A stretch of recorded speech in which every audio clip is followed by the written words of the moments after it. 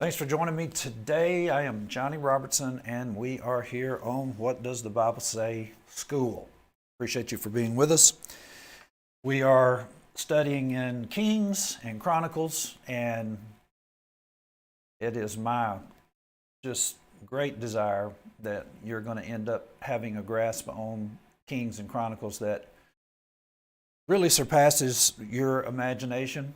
And the way we're doing that is literally, we have all the time in the world, if you really want to get down to it. Someone called me on Sunday that I had not heard from since 1999, and I may at some point in this broadcast play a clip from her and something she said on television in 1999. But she sent me a private message on Sunday about 4, something like that. I was doing TV that night, so I was working on TV. I saw this message, and she put her phone number in there and asked me to call her. And so what it ended up being is that she'd moved out of the area, and I had gone back to the Marshall Islands about the time she moved out of the area, and she thought I never came back. She moved somewhere close to the area again, and she, like I say, she didn't know that I was still here. And so, unfortunately, she was attending a sectarian congregation here in town. And so, when I say we have all the time in the world, one of the things that she said to me after she watched my Sunday broadcast, we talked at 4 and after, and then she watched the broadcast, and she said, I really like that you don't rush through the material. And she said, I really want to be educated. She's younger than me, probably in her 50s. And, like I say, 1999. So she said, I really want to be educated. I really want to learn things, and I haven't been. And y'all taking your time and going through the material, it really, really helped me. And if you didn't see the broadcast on Sunday, I would encourage you to go back and look at it. The title of it, I believe, was Can a Christian Be Depressed? And then it said the ups and downs of being a Christian. And so she really enjoyed that, and I think it was good for her, especially having been gone so long. So when we talk about doing our classes, one of the things that I'm really, really wanting to do is I'm wanting to make it so that when you're in Kings, you can have the same kind of recollection or understanding that you do in the book of Acts. And so that's why we're doing the things the way we're doing. I want to encourage you to remind somebody about our YouTube and tell them that it's archived. Everybody doesn't realize what archive means. And so you tell them, look, you can get on, and this particular broadcast, this particular class on, I think I may call it something someone heard 20 years before and how it affected them and the zeal it gave them, something to that effect. And that's what we're going to be talking about today. And so I want to also mention to you as well, you may not think that we're influencing very many people. And sometimes we don't think that we're influencing very many people.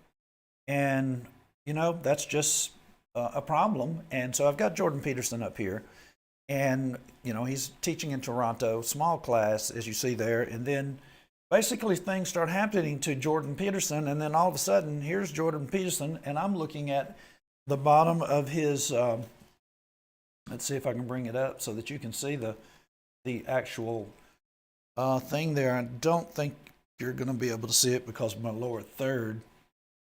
And it says 42 million views 4 years ago. When you really get down to it, you have no idea how influence works. And I think I'm going to play a video right quick from YouTube. And let's see if I can find it. And I want to basically show you how influence works. This is a video from 2014. I want to get it in the broadcast because I put it up as a short clip yesterday. I don't know how many views it has, but oftentimes short clip, and I don't know how to do shorts. in YouTube, I'm learning, but a short clip that we put up, it might not gain traction, so I want to include it in this show. And I want to say this regarding influence.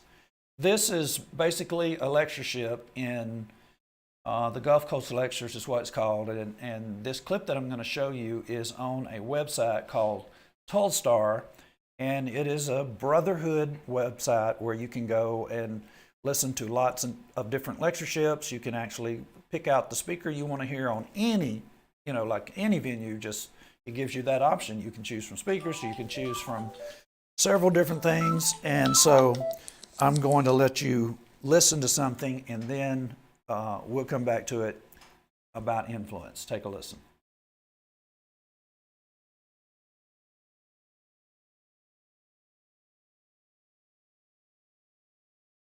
We need to do that, tell a few more jokes on ourselves. But Johnny remembers that, and I know Brother Jerry does too. Appreciate Brother Jerry Moffitt. I know y'all do too, and he was one of my teachers as well. Brother Don Walker, it was good to see him last night and hear him preach, and he mentioned that he had studied under the feet of Brother Moffitt. I don't know exactly what he means by that. We were at his feet studying. I think that's the expression, but anyway, that depends on how you look at it, I guess. But appreciate Brother Moffitt and Sister Barbara. They're great people, and we've known them for a long time. And it's good to see brethren that we have known and associated with for a long time. Bob and Luann Patterson and others that are here, and Johnny Robertson. I am looking forward to tomorrow morning when Brother Johnny speaks to us. There are a few preachers. I've known a lot of preachers over the years, and anyone that preaches the truth, preaches the gospel, they're good preachers. But there are a few preachers that I've known that when I hear them preach, I get excited about preaching the gospel. And Johnny's one of those. And so I'm looking forward to hearing him tomorrow. If the Lord lets the world stand till tomorrow morning, we'll get to hear Johnny Robertson preach on the Lord's Day, and it's going to be great. Now, that's something from 2014, and is coming next. But when you're teaching Genesis, you're also connected to the New Testament. That happened in 2014, and folks, here's the thing that people don't really know about me. This is opposite of what they think. They think that if someone said something like that in a lectureship, and it's a large lectureship, Gulf Coast Lectures, I don't know how many people are there. Sometimes there's 200, maybe 250, something like that. And, a lot of people would say, I know Johnny, he would take that and plaster it all over YouTube, and it is on YouTube, but that was 2014, and you've never heard it. So if I am that kind of glory-seeking individual, would I not have? Man, I was sitting there. I heard Tim say that. He is a former teacher at Southwest School of Preaching, one of the more well-known schools of preaching in Austin, Texas. And several individuals were sitting in there who are well-known preachers and elders from all different places all over the brotherhood. And they heard him say that the information that he said, the praise he gave to me. And so, let another man praise you. He was praising me. And here we are, 2014 to 2020. That's a long time. And you're just now hearing it. What's my point? Influence. I had forgotten about that, really. And I was looking for something the other day, and I came across that, and I just decided, I'm going to clip that because it could disappear because I may not be a favorite character on the Tulstar website. And so I never know, and I wanted to have that for posterity. And so when we're talking about our school this morning, you have no idea the influence that you can have either. And so that's one of the reasons that I play that, and that's that is the reason we're doing this school, is because you can be the kind of preacher that excites people and makes them want to preach too. And so that's the kind of guys that we're trying to train. And we do not have a lot of preachers like that. We have a lot of ho-hum hirelings that are in pulpits, and they don't really want to shake anything up, and They are not concerned about confronting error in the public. And I put up another short video yesterday in which I basically in the description said, if you are a young preacher, middle-aged preacher, whatever the age is, and the elders will not let you, they will not let you take on public error, like in the public, then you need to get rid of those guys because they are not true shepherds of God. Any shepherd of the flock wants the flock to be edified, and the evangelist that is working with them has the opportunity, has the right and the responsibility to get out and oppose error. And any eldership that says, no, you can't do it, is not fit to be serving. And they're not true elders either. They're simply hirelings and they're cowards, protecting their place and don't want anybody to know about the Lord's church and truth that could save them. So this morning we are really, I'm going to say, on a tear. Can I put it that way? We're determined that you be able to understand this information and process it, keep it in such a way that you'll be able to have a really good grasp of it. And not only that, it would be so seated in your mind that when you start having weak times, problems and difficulties, or even challenges, you'll rise to the challenge because of something that you remember that came from the Kings class. Now, where we are in Kings, in 1 Kings 19 is what I did last week, and I'm continuing 1 Kings 19, events that took place in 1 Kings 19 all the way to 2 Kings 9 and 10. And, here's what I would like to say. As I am thinking about the direction that I want to take, I would really basically want you to think about the information that is coming from Kings about Elijah and Elisha. Do you know there is enough information, in my opinion, that I think that we should be, who put the Bible actually together the way it is put together? You ever think about that? I think that we should have Elisha have an entire book entitled The Prophet Elisha, because there is as much time and information in the book of Elisha, or in the life of Elisha. It's comparable to the major prophets. And also, if you get tired and weary of working with brethren that don't seem to want to do anything, remember Elisha. That's all he did. He spent all of his time basically with Israel, who was wicked. He was dealing with some of the most wicked individuals in some of the worst time frame that there is in the historical documents associated with Israel.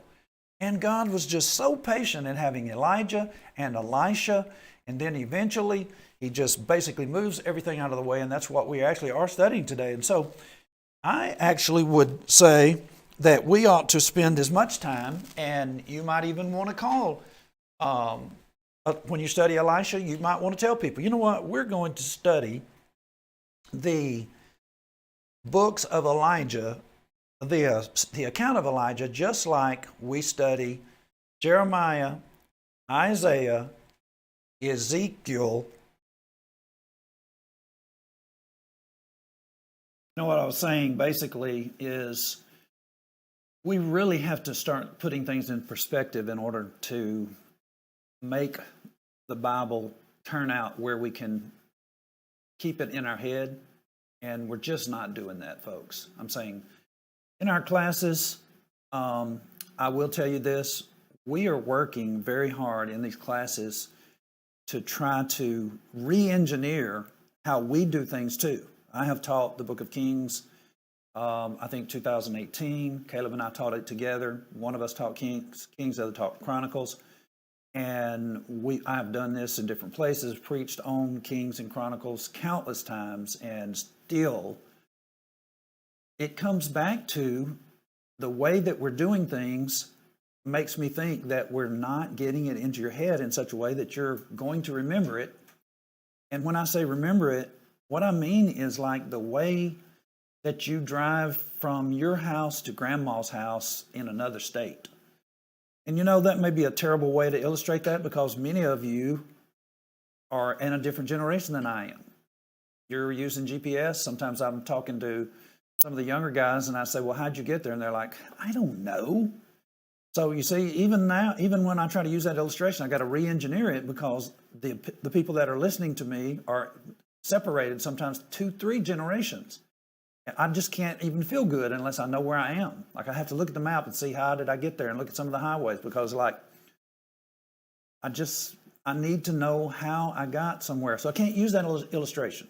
So I have to figure out another illustration. So it's like I'm saying sometimes we're at a loss as to how to engineer in your mind a new way of thinking. And that is the problem that we have. Now, we have this problem all the time because, just say for instance, our tools, your smartphone, the thing updates by itself. And the next thing you know, you wake up tomorrow and you've got new icons. Same thing with your computer. Windows, I don't know what y'all are doing. I'm on Windows 10 still, and my computer's driving me crazy.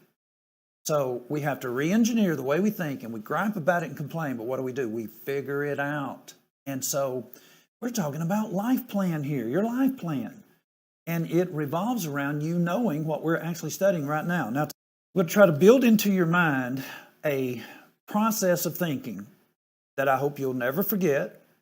I have it in my brain a different reason than you're going to have it in your brain, so I don't know that it's going to work. I don't have everybody that's watching me. I'm not familiar with you enough to be able to draw something out that I know all of you know, but I'm going to give you an illustration that I don't think you'll forget. The reason I don't think you'll forget this is because of Elon Musk. Now, 15 years down the road, somebody may watch this because it'll be archived and they'll say, who in the world was Elon Musk? Well, we all know who Elon Musk is. I don't know if you know he owns rockets, but he does.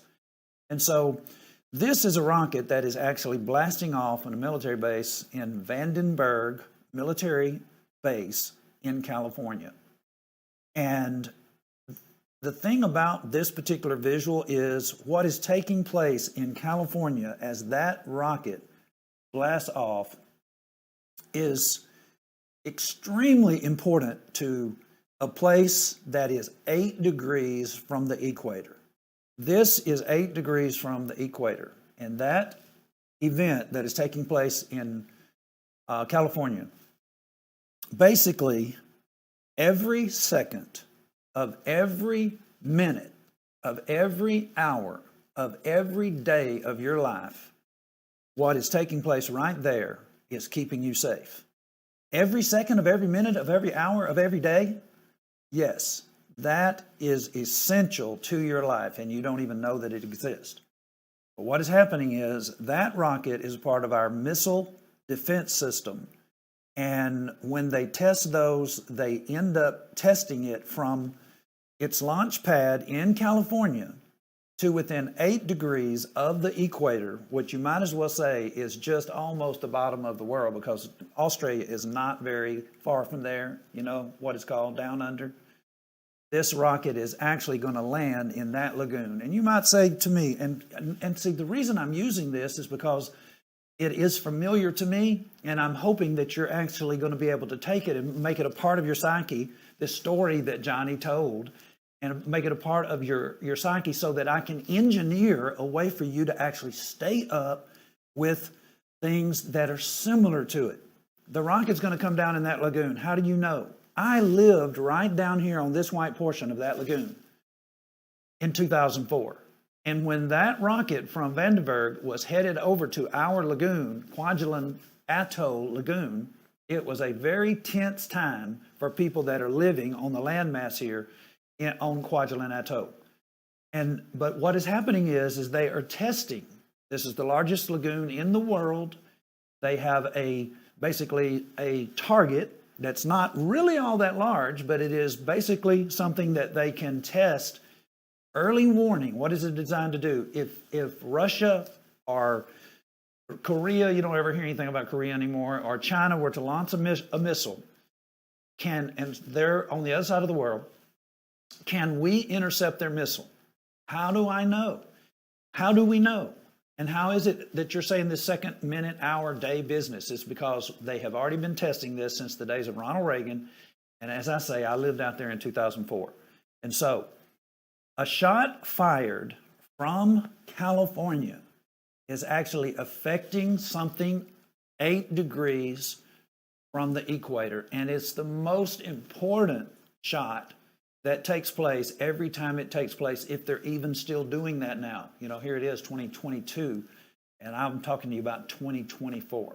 Now, you see what I've tried to do? I've tried to engineer in your mind that something that is just so outlandish in the prospect is taking place, and we don't even know it. But if you go away and research it, and say, I'd like to look up and see if that Johnny Robertson has any idea what he's talking about, you'll find that Kwajalein is our test site, and it's still there now. I'm saying all this is still going on from the standpoint of they're basically watching for us, and there are still people going over there, high-ranking individuals in the rocket world. It's still there.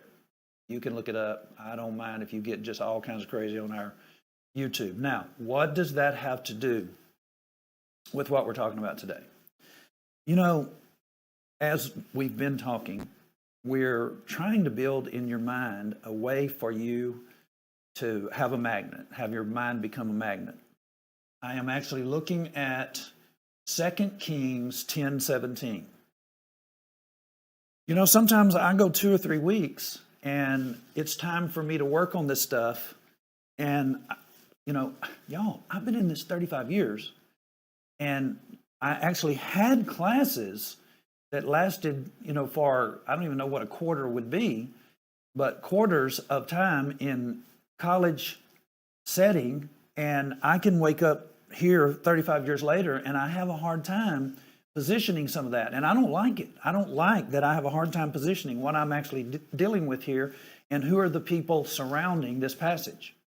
I want to know this like I know the book of Acts. Well, you might say, I don't know the book of Acts. Well, you got a problem if you're a member of the Church of Christ and you don't know the book of Acts. I'm saying a real problem. If you're a member, and particularly if you're a man that's thinking about preaching and teaching, you got a serious problem. If you can't open up Acts in any chapter and actually take a quiz and know something, 2 or 3, 4, 5 things that's going on in that chapter.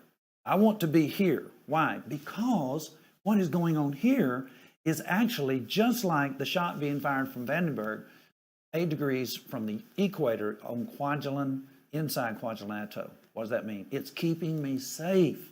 It's helping me to realize that I am living in a spiritual realm where things that are just outside of anybody's thinking process. And when I say outside of anybody's thinking process, do you realize that when you're reading the Bible, that it actually talks about God's ways being unsearchable? What does that mean? Well, you can search in the scriptures and you can hear God's ways. But when you're thinking with your physical mind, they are unsearchable. It's like, there is no way. I'm actually getting ready for a debate that may never materialize with Geno Jennings, One in the Godhead. We're going to be talking about the idea of God actually engineering a situation where the Godhead finds itself in part in a physical form, which basically, when you're reading the Bible, it seems impossible that God could inhabit the physical realm in a physical way, because he is a spirit, and the spirit is actually not able to just simply become a part of the physical realm. And you might say, now, wait a minute. Well, I'm fixing to tell you something. You're trying to answer me right now. Well, I have a spirit and I have a physical being. So yes, it has in fact entered the physical realm and is inside. Well, let me ask you this. I know that's the case, but can I ask you this? When your physical realm becomes dust, can you tell me what's happening next? I mean, the only reason we know what we know about what we just talked about is because we read it in this book. But as far as searching it out and figuring out what's next, you just can't do it. I'm saying you do not have, as some people try to say, out-of-body experience. That's a lie when people tell you they're having an out-of-body experience. And you might say, well, I know somebody who did, and that's Lazarus. Do you have any information as to what happened to Lazarus? And I'm not talking about the one that went to paradise. I'm talking about the one that was dead 3 days and Jesus raised him from the dead. You don't have any information, don't you wish? I don't. Evidently, God left it out because it has no meaning or purpose for us. Maybe we wouldn't even be able to understand it, but Lazarus was dead for 3 days and Jesus raised him from the dead. You see what I'm talking about? So I'm trying to engineer a set of dynamics where you look at this passage and you basically know a shot was fired how many thousand miles away, and it is actually affecting something 8 degrees from the equator that in turn is affecting you back here in the United States and making it possible for us to sit here at peace, at least that the Russians are not coming and the Chinese are not coming in the form of a rocket. What in the world is that? Well, that's what we're doing today.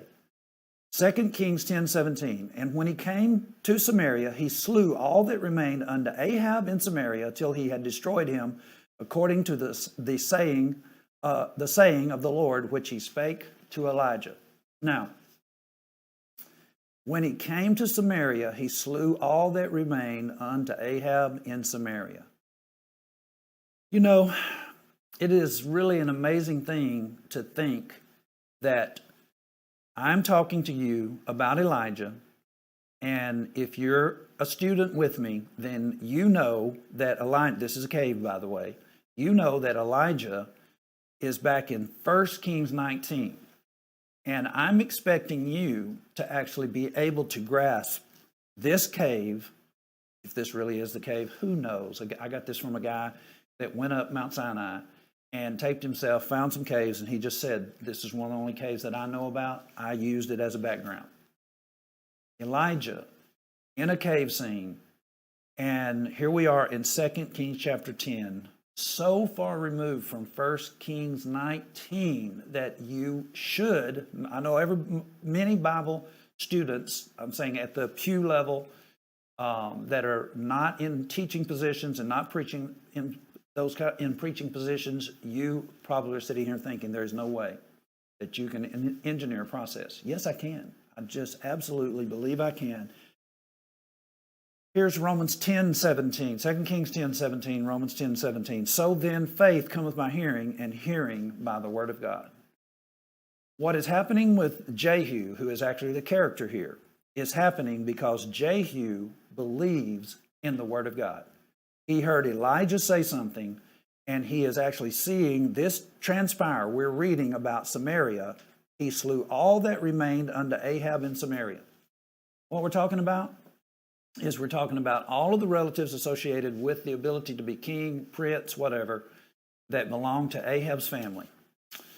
You know, when we say something like that, and you're trying to grasp what that means, what does it mean to get rid of Ahab and all of his princes and whatnot? What if we said that we're going to see in our lifetime the diminishing of the Republican Party as we know it? Now, I don't think that I'm talking to anybody today that doesn't know what I'm saying when I talk about the Republican Party and the Democratic Party. Is it possible that in our lifetime that we're going to see the diminishing of the Republican Party because it no longer accomplishes what the persons who are truly involved in what the Republican ideology is supposed to be? No one exists in Washington, D.C. that follows that ideology anymore. And let's just say that the individuals that are in the voting booth in a couple of years, they're going to say, if they were to say, you know what, these people do not represent us, we're done with them, and we're fixing to totally change everything.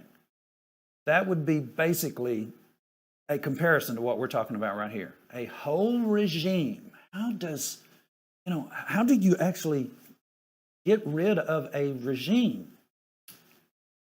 Well, we see those kinds of things happen here in the United States or other parts of the world. Aren't we watching as the world involves itself in all kinds of military action right now? When we get through, I don't watch any of the news associated with what Russia and Ukraine is doing, but I figure this, once we get through with this, it's going to be like in my lifetime when the Berlin Wall came down, and then eventually Ronald Reagan told Mr. Gorbachev to actually, let's make some moves here, and the next thing you know, you don't have the USSR You might be saying, the only thing I know about the USSR is there's some song about the USSR by the Beatles or whoever. That's because it was a regime change. Now, there's some people that are watching, and you might at this point be saying, I'm just going to turn this off. Go. Just go. Because there are other individuals that are expecting that this is going to be tied together. And I hope that you are like trying to cling on to, something is about to happen that is going to make this make a difference. Now, this is 1 Kings chapter 19, and I recognize that I'm going to have to do homework or house cleaning at this point because I don't have information where you can see it, so just give me a moment. It'd be just like we are in class and I take a moment and you just have to look at my back and I'm doing what you do in a regular classroom with a chalkboard. I am having to erase something on the chalkboard. Now, let's go back and see. All right, hope you can see it at this point. 1 Kings 21:17. You need to know what Elijah said. You need to know what Elijah was doing. And we're about to look at that. And the word of the Lord came to Elijah. This is basically something that Jehu is going to have positioned in his heart. And it is going to change him into a person who is a captain in the army. He is going to actually revitalize, reinvent the entire two nations, Israel and Judah. And it's starting right here. The word of the Lord came to Elijah the Tishbite, saying, Arise and go down to meet Ahab, king of Israel, which is in Samaria. Behold, he is in the vineyard of Naboth, whether he has gone down to possess it. I expect that if you are a person who watches What's the Bible Say School, you have watched Caleb as he presented this information. You know it to a certain degree. And I'm basically taking you back. And even if you didn't watch Caleb and you are a person who has read the Bible and you studied, who doesn't know about Ahab actually taking Naboth's vineyard away from him? And thou shalt speak unto him who? Elijah is going to talk to Ahab. You killed a man and took his vineyard when you could have any vineyard in the entirety of the kingdom of Israel, and you took this guy's vineyard. And thou shalt speak unto him, saying, Thus saith the Lord, Hast thou killed and also taken possession? And thou shalt speak unto him, saying, Thus saith the Lord, in the place where dogs licked up the blood of Naboth, shall the dogs lick thy blood up, even thine. Can you imagine saying this to a king? And Ahab said to Elijah, here's the point that I think that we actually overlook. I'm ready to make my point. Somebody is hearing this, and we just don't realize it. What do you mean somebody is hearing it? You're reading it, and you may, in your mind, think that this is between Ahab and Elijah. Well, you know what? Somebody else is hearing this. And there are things that people hear over here. There are things, let's just take family arguments, things of that nature.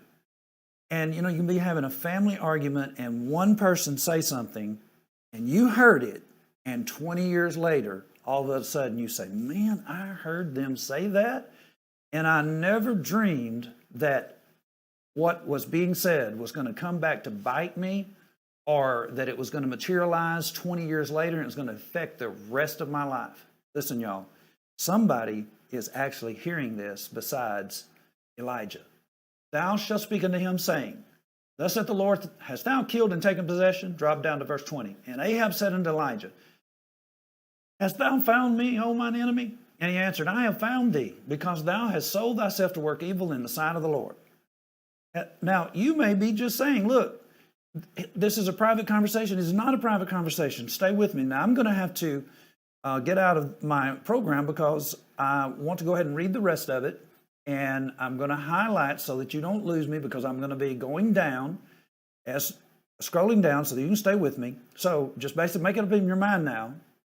Instead of thinking that Elijah is having a private moment with Ahab, just start thinking, okay, somebody is listening to this. I don't know where it's going to be proven to be, but just for the moment, somebody else is in the crowd, or there is a crowd, whatever. Hast thou found me, O mine enemy? And he answered, I found thee. I found thee because thou hast sold thyself to work evil in the sight of the Lord. Behold, I will bring evil upon thee, and I will take away thy posterity. Now, nobody get excited now. We're going to use English 1611, King James English, and will cut off from Ahab him that pisseth against the wall, and him that is shut up and left in Israel, and will make thine house like the house of Jeroboam. Who's Jeroboam? Jeroboam is the son of Nebat. He is an individual who actually got 10 tribes of the kings, the 10 tribes of Israel away from Solomon's son Rehoboam. His house is desolate now because he disobeyed.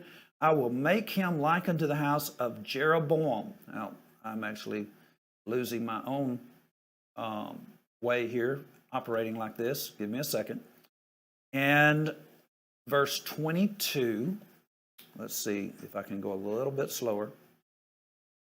All right.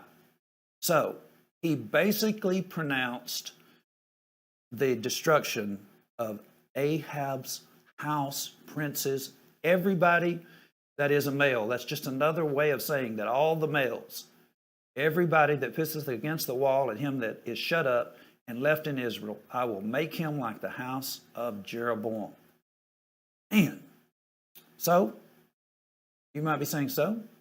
Well, how is that like this explosion that you keep talking about? All right, look at this. Now we're in 2 Kings 9. What are we doing in 2 Kings 9? Because I told you somebody was listening. Ahab was listening. Okay, Ahab was listening. But somebody else was listening as well. And did we not say, basically, when we started this, that faith comes by hearing, and hearing by the word of the Lord? What are we talking about? 2 Kings 10:17. And when he came to Samaria, he slew all that remained unto Ahab in Samaria, till he had destroyed him, according to the saying of the Lord, which he spake to Elijah. How did he do it? Faith comes by hearing. They heard Elijah's conversation with Ahab. And as a result of them hearing the conversation with Ahab, something happened in 2 Kings chapter 9. You're reading, Johnny, you're reading to us now from 2 Kings 10, and you're reading the end of the story. I know that I'm reading the end of the story. How many times do you watch a movie and you get 5 minutes into it and it says 6 months earlier? And you basically sit there and gobble it up. And then you get down to 1 week from the time that you started watching the movie, and you're like on the edge. Do you not realize that this is the same way that you have to take the Bible information? So this is the end of Ahab, and everybody that pisseth against the wall. I know what you're going to go away saying, man, Johnny, listen, y'all, this is Bible language here. We're talking about harlots and whores. The Bible basically is talking in real-time language. And these individuals had graphic visuals that would come into their mind when they were given this information. And we read the Bible like it's some kind of funny book, a comic book. Are you ready for it? Okay. Here we are, 2 Kings 9:1. You're about to basically see how it is that whomever he was talking to, and I told you it was Jehu in 2 Kings chapter 10, verse 17. Will you ever forget that? Well, do you forget how faith comes when you're talking to somebody, trying to teach them the New Testament truth about how to be saved? Well, I don't ever teach anybody. Well, if you ever do teach anybody, I guarantee you'll have a moment where you're going to have to say to this person who is saying, well, I'm saved by faith. And you'll say, well, what is faith? And they'll say something, and you'll say, look, Romans 10:17 says, faith cometh by hearing, and hearing by the word of God. Faith is a result of you having heard God say something, and you can't tell me how you were saved in God's word.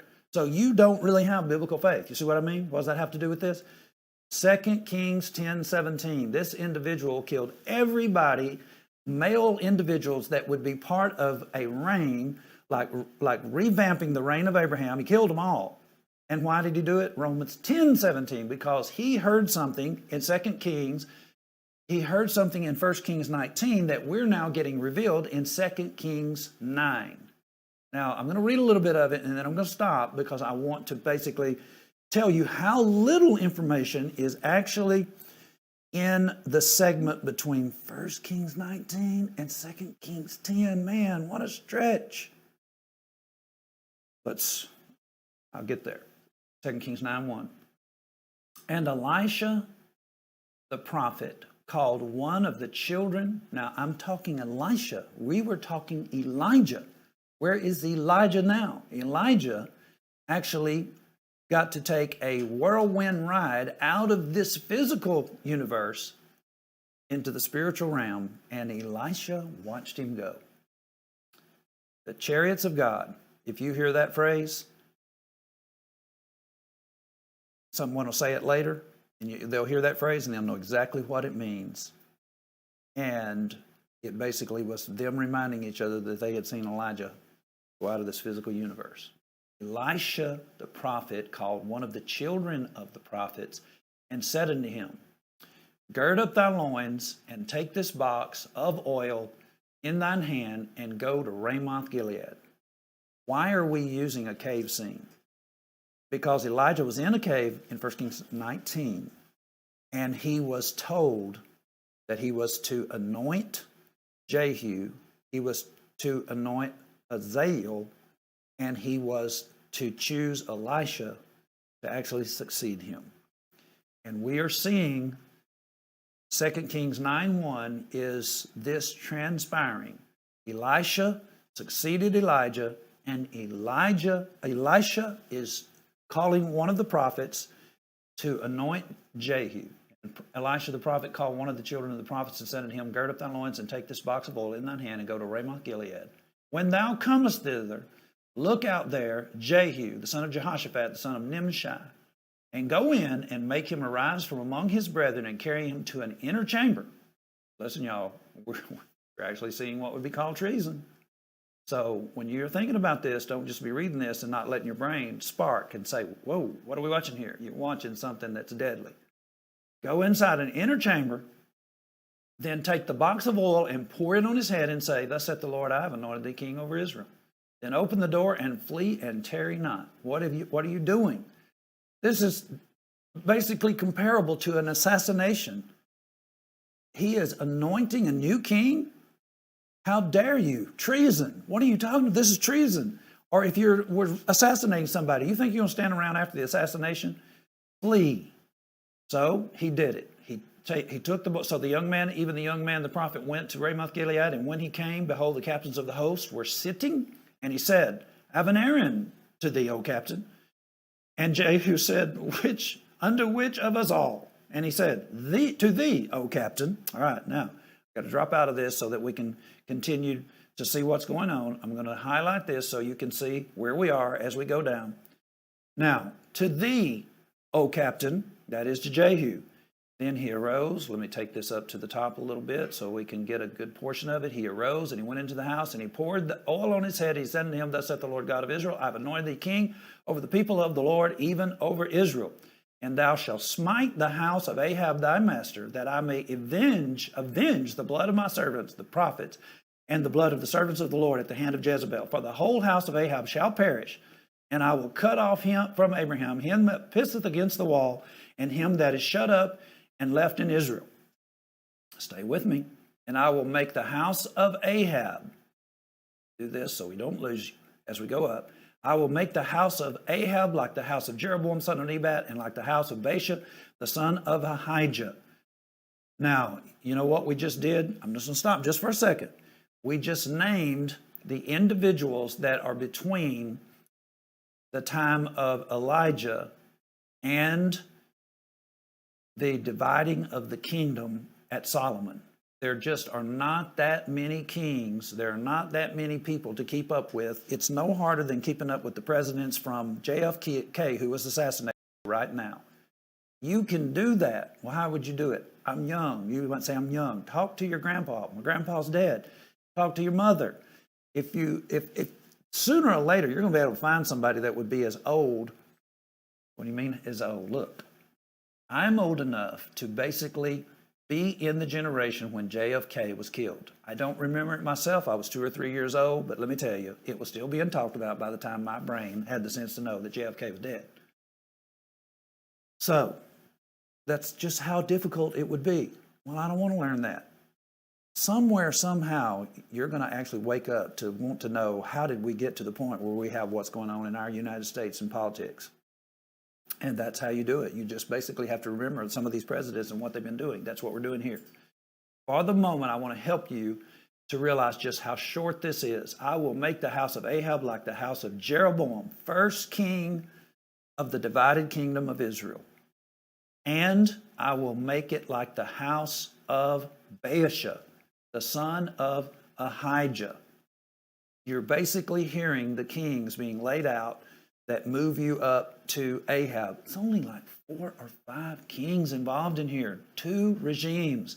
A regime that is associated with Jeroboam and his son, then a regime that is associated with Baasha and his son, and then you end up having the conspirators that were involved in Ahijah dying, and Omri end up coming out. He's a captain, just like we're talking about Jehu being a captain. You have Omri coming out, and then all of a sudden you have Ahab. It's just that simple. So we're only talking about short time taking place, and we're now in 2 Kings chapter 9. And the dogs shall eat Jezebel in the portion of Jezreel, and there shall be none to bury her. And he opened the door, and he fled. And Jehu came forth to the servants of his Lord. Stay with me. He came forth to the servants of his Lord. Listen, y'all. What just took place? Well, they don't know. They just know that the captain, who was a captain with them, they're involved in the army. I mean, just look at it like this. You're basically in your barracks, and you're in the officer's barracks, and a guy comes in, all strange looking to a certain degree. Look, they call him a madman.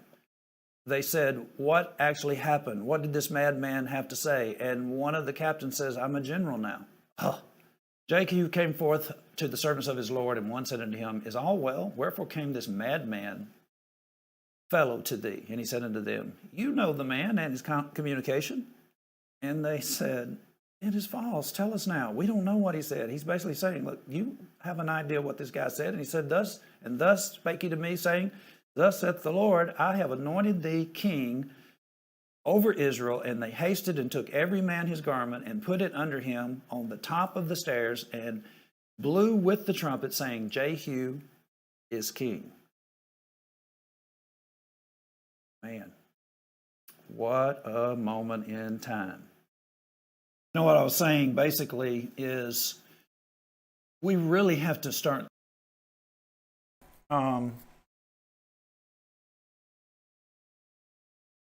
we just really have a tremendous opportunity here when we're talking about the information that we're looking at today.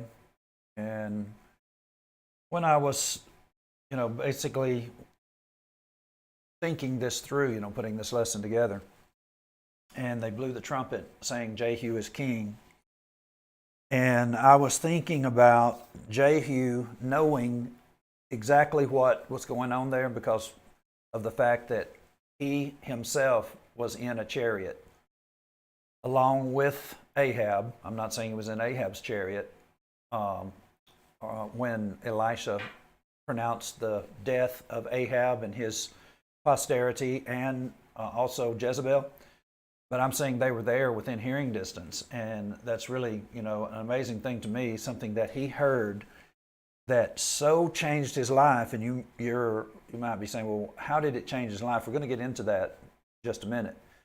We're going to show you the effects of something that he heard and the zeal and the courage that it created. But before I do that, I'd like to basically give you an instance of the same thing.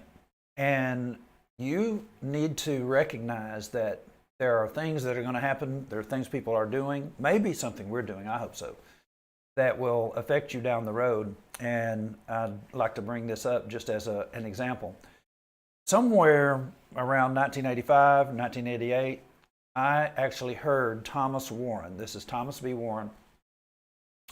He is a preacher. He's passed now. And I heard him in a lectureship in Memphis. It was either the Get Well Lectures or at the Memphis School of Preaching in Knight Arnold. And in those days, let me tell you, things were different. And I heard Thomas Warren tell that when Pentecostals would come to Fort Worth, he and the others would go out and confront them, and they would roll up their tent, pack up their tent, and leave town. That so invigorated me, and it just created this, just unbelievable realization.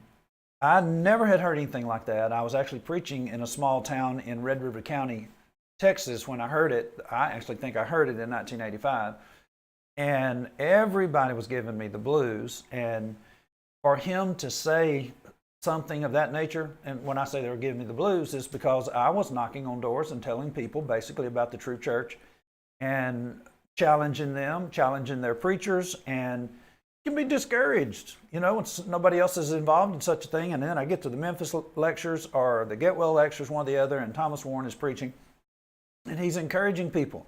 Listen, we've got to get back to doing what we were doing in the 60s and the 70s and going out and meeting these guys. And Thomas Warren debated a very, very well-known atheist, Anthony Flew, and it was, you know, published in the paper in the Fort Worth Star-Telegram. And Anthony Flew was a world-renowned atheist. And, you know, at his death, he actually admitted, towards his death, close to his death, he admitted that he actually did believe that there was a God. It did not move him to obeying the gospel necessarily, but it could be very much the case that Thomas Warren's debate, because Thomas Warren's debate was very, very basic in regard to dealing with the questions that they try to make so philosophical. And it was, you know, there's some great points in there. But nevertheless, that affected me, and it's still affecting me, because there are individuals today who get quite aggravated with us about what we do. And I'm about to play another YouTube video right quick. And this would be one that Caleb is in, and I want to show you something that he was doing, something that was going on here. At least I think this is it. This is it. Kind of the things that we do today that I think would be comparable to what was going on in the days of Thomas Warren. And the reason I'm doing it to a great degree is because I heard Thomas Warren say that. Now, have a watch. This is actually a video that I put up, short video I put up yesterday. And as I say, I want it to play in this program because I want more people to hear it. And so sometimes the small videos that I put up don't always get a lot of traction. So take a listen to this. To it. The rock is going to come down in that lagoon. How do you know? I lived right down here on this white porch. That's Mr. Cha-Cha. This is Christ Church Episcopalian. This is exactly where Nick Cole is. This is in Martinsville. Watch this. And that's, well, I know it is, because on his webpage, he posts Miss Marion as one of his heroes, because she is standing behind him like full force and trying to get people in here with him. But we're showing that Mr. Cha-Cha is a false. Well, then you should talk to her. Okay. And I don't know that you'd have that hard of time contacting her. Okay. But we should just be able to find her in the You're not taping, are you? In the phone book. You're taping me? I'm sorry. You are not allowed to tape me. No. You did not ask permission. And I expect that to be erased right now. I didn't know I needed permission for I'm sorry. You do, because this is private property. I want you to erase it right now. I'm going to watch you while you do it. Don't quote me. Don't you dare. I will sue you.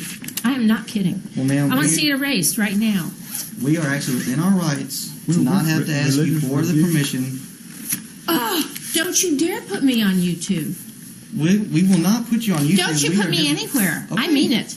All we were wanting to do is just gather information. No. Now, I want to say something to folks. Did y'all hear that? That unzip? That was Micah getting a folded up code lock. Don't you dare put me on YouTube. Ma'am, I want to see it erased right now. I am not kidding. Well, ma'am. Don't you dare. I will sue you. Me? Don't you dare. I will do it. Don't quote me. Don't you dare. I will sue you. I am not kidding. Well, ma'am, I want to see it erased right now. We are actually within our rights. Right there is where Micah's unzipping his Bible and pulling out Virginia code law. Now, when Caleb says what he says about not have to taping, and wherever you are, you need to make sure you get your code law. Like, if you're in Texas, get Texas code law on what is allowed and what is not allowed. She ends up calling her lawyer. We knew what was allowed. Didn't listen. That unzip, that was Micah getting a folded up code law of what constitutes trespassing. He's getting out code law for what it is that you need to tape somebody. You do not need their consent to record. And here's the thing, y'all. That happened, I don't even know. I wasn't. Okay, now, the reason I want you to see that video is because I want you to be able to see what we're doing as a result of what we have heard somebody say, that be Thomas Warren, other individuals in biographies and different things like that, and what we're reading, what we're seeing in Kings. I told you a moment ago that this is basically the same as Jehu getting a command to assassinate the king, the ruler, and he did it. So when we're talking about our job as Christians, and some people are so like just wimpy, you know, it's not like we're asking you to assassinate some dignitary, but you won't even go in and stop a local fake diplomas in town. And that's what we were doing. We were getting footage because these individuals at this Episcopal church, and this is the same Episcopal church that later, basically the pastor tried to claim that Caleb was a predator, child predator, and it's just, you know, ridiculous. But I'm saying these individuals need to be stopped. They need to be challenged. They need to be stopped, and we're never going to do it with the kind of preaching and the kind of preachers that we're putting out of the preaching schools. They are aghast, I mean horrified that we do these kinds of things. And you know what? We could care less what those kinds of preachers think, because they're not getting anything done. We're getting something done. If you're doing this kind of thing, and don't think other people don't think like this, the people that have been here and done things like this with us, to name a few, Brant Stubblefield has been up here like cameras on the Pentecostal preacher. Steve Wiggins has been up here. The news agency came out and we were actually standing in front of a Pentecostal advertisement, big time advertisement out on the highway, and we had a placard that basically is the icon for Stop This, and we were holding this up against the in front of the advertisement for the Pentecostal church that's, you know, where the sign was pointing, and the local news was recording that's what we were doing in concert with the evangelistic tent that we had, and we kept that tent up for 1 month that year. Not when Steve didn't preach the whole month. We had 3 different guys coming in, following each other, and we ended up taking the tent down in one night and putting it back up in the same night, and starting the tent again in Danville, Virginia. So we moved from one town and into another county to Danville and put up the tent and went again. So a total of 1 month of preaching the gospel. What did we get? We had a Methodist pastor who was right at the point of graduating Duke Divinity School, and he didn't get his ordination because he refused to sign off on women preachers in his test. And they said, if you don't sign off on women preachers, you're not going to get your diploma. So he said, it's not worth it for me. He obeyed the gospel. His wife obeyed the gospel. His sister-in-law obeyed the gospel, and some others in the congregation where they were obeyed the gospel, and some of the prominent members obeyed the gospel, and they constituted the Church of Christ in Pelham, North Carolina.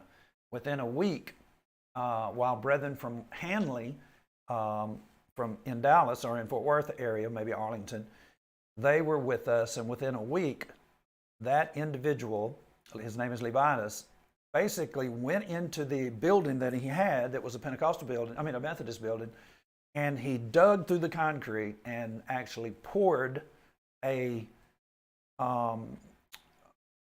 concrete. He dug a very deep hole and poured concrete and made himself a baptistry. And we assembled with them. And we have pictures somewhere of us all assembling with them, some of us assembling with them. And so that in that particular time frame, that was Michael Wyatt.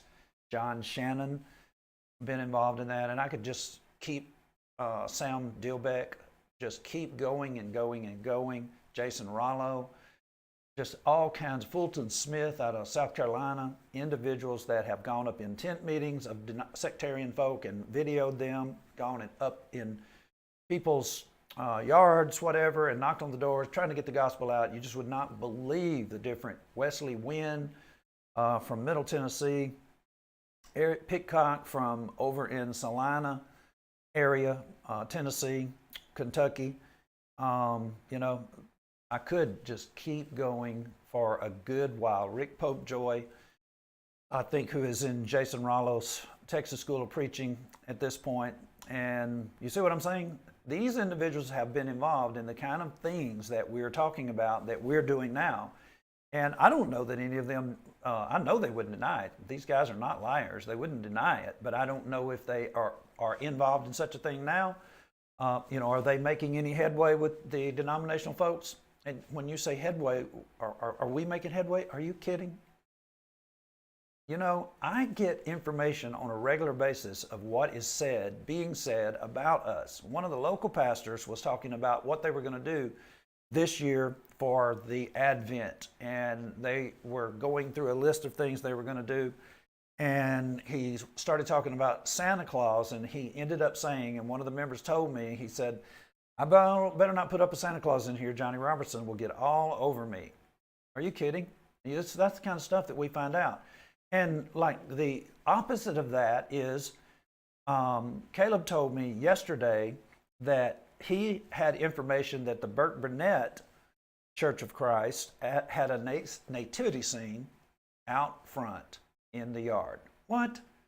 People who have preached in Burke Burnett, Michael Hatcher, Steve Wiggins, I don't know who all have been in that particular location, and today they have a nativity scene out in the yard. It's just ridiculous. And so, what were we talking about, or where were we? We were basically talking about things that happen to you, things you see that encourage you to go out and take the gospel into areas where, like the, it's a trailer that used to go on for the show that was before Star Wars. I can't think of what the name was, but anyway, it's going where no one else has gone before. Others have gone here. It's just the case that maybe you don't know about it, you haven't read, you haven't heard, and I did hear, and it amazed me. And so here's where we were. They blew the trumpet, and Jehu is basically now the king. Now, watch this. So Jehu, the son of Jehoshaphat, the son of Nimshi, conspired against Joram. Can you imagine yourself conspiring? Listen, folks, I have no problem whatsoever conspiring. When we put up the PTPera.com banner in the locale where Polishing the Pulpit was in 2019, when you think about being involved with brethren and you're opposing them in a public way, and you might be saying, you really shouldn't be opposing brethren in a public way. Listen, I don't know who it is that sets themselves up to say you should not do a certain thing.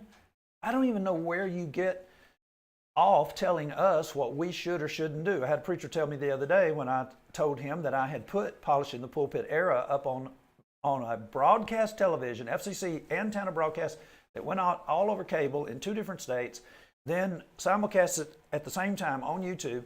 He said, so you mean you were telling stuff about the church to the world? I said, yes, just like Paul was in 1 Corinthians. He said, that letter was to the Corinthians. And I said, you think they smothered that letter? They only read it to themselves?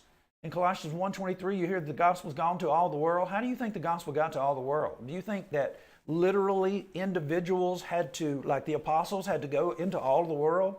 Or is it the case that they were actually sending out the apostles' teachings in book form, and it's reaching all over the world, and they're reading about the antics associated with the Corinthian church? It is ridiculous, some of the things that people think. You want people to think that we are basically angelic individuals up in here and that we never make mistakes?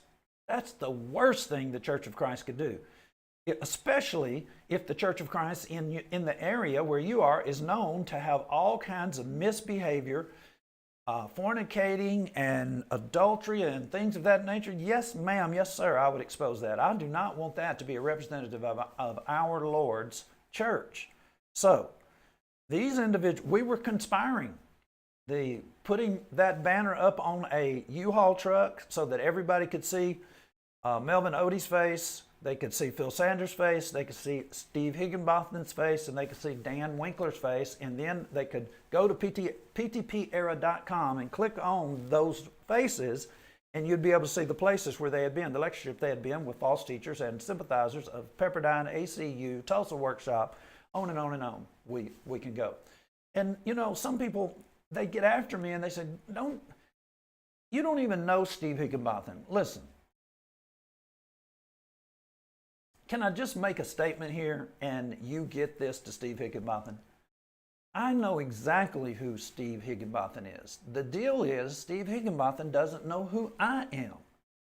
In 1991, I was at the North End or North Side, North End Church of Christ location at a lectureship. I think it was called the Kanawha Valley Lectures. It changes different places. And Johnny Ramsey gave me a part of his time. He basically introduced me, gave me part of his time to present the work that I was going to be doing in the Pacific. Denver Cooper from the Moundsville Church of Christ, where eventually the School of Preaching, West Virginia School of Preaching, got its start. Denver got up after that, and he basically challenged 10 congregations to support me in the Pacific in that area. And Moundsville was one of those congregations that supported me. I've stayed in Denver's home. He was a close friend of ours, a great encouragement to us. His brother Don, the congregation where he was, I think it was in Wadsworth, Ohio, they brought me in and they supported me the entire time I was in the Pacific. And when I was in the Pacific the first time, folks, I ended up having to come out after 2 years because the people that I was out there with as team members, they were having congregations that were going to Winterfest support them. They had all kinds of false doctrine that was associated with their home congregations. One of the guys that I was with actually was from his home congregation, had women teaching over men in 1992. And so these congregations not only supported me, but when I came back and said I can't any longer stay with the congregation that sent me out, didn't send me out, they were actually receiving my funds. I don't believe in the sending out idea. They were receiving the funds, and they told me that I would get no more funds if I didn't stay in line. And I just basically said to their face, God is the one who funds me. And I basically used my credit card and went to all the churches, some 42 plus congregations, most all of which were in the ones that I'm telling you about up in the Parkersburg area. I went to all of them and told them what was going on, and they all sent me back. Millersburg, Ohio, Ashland, I believe it is. It's Ashland, Ohio, and a couple of one in Marietta, Ohio, right across the river from Parkersburg, and several others were supporting him in that area. I knew Steve Higginbotham's dad, Frank Higginbotham. When you're at this lectureship that we're talking about, everybody was there. When you've got Johnny Ramsey and men like that coming into the lectureship, you have all of the people from that particular area. They're going to be involved in that kind of situation. And I was in and out of there for several years, and those brethren knew me very well. When I went back to the Pacific with West Huntsville, one of the elders there was named Arnold Wright, and he was from the very same area in Parkersburg up that way. He knew Denver Cooper very well, and that's one of the reasons that I was involved with that congregation several years ago. I wouldn't be involved with them today. But Arnold Wright, another person from up in the Moundsville, in the Parkersburg, West Virginia area, all of those individuals. West Huntsville sent me back to the Pacific fully supported. And people that know me actually would basically say in those days that they would never be fellowshipping the people that Steve Higginbotham is fellowshipping. And I know for a fact that they were standing up against Ohio Valley. The same kind of false teachers. Dan Winkler was on the Ohio Valley lectures with Larry West back in the day during the same time frame, and they were standing up against that. And don't think I don't have the brochure where Dan Winkler was on that lectureship with several false teachers. It's just like, so what are we doing here? What were we talking about? Conspire. You think that I am not in a conspiracy to bring these folks down? You better believe it. And we're not secretive about it, and neither was Jehu. So he conspired against Joram. Joram is the son of Ahab. Now Joram had kept Ramoth Gilead, he and all Israel, because of Hazael, king of Syria.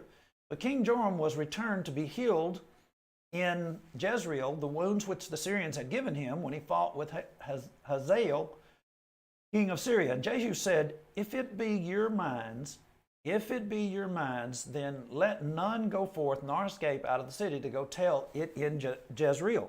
Now, he didn't want anybody to know right at this moment that he was actually king and that he was conspiring against them. So they're keeping their clan pretty close together. And notice this. So Jehu rode in a chariot and went to Jezreel, for Joram lay there, and Ahaziah, king of Judah, was come down to see Joram. Now, this is I'm talking about a mixed bag of very, very bad people. We're talking about Ahab's daughter Athaliah is actually the queen in Judah right now, which is a very, very bad scene. And Ahaziah, the king of Judah, had come down to see Joram. What is he over there doing, seeing Ahab's son? And there stood a watchman on the tower in Jezreel, and he spied the company of Jehu as he came, and he said, I see the company. And Joram said, take an horseman and send and meet them, and let him say, is it peace?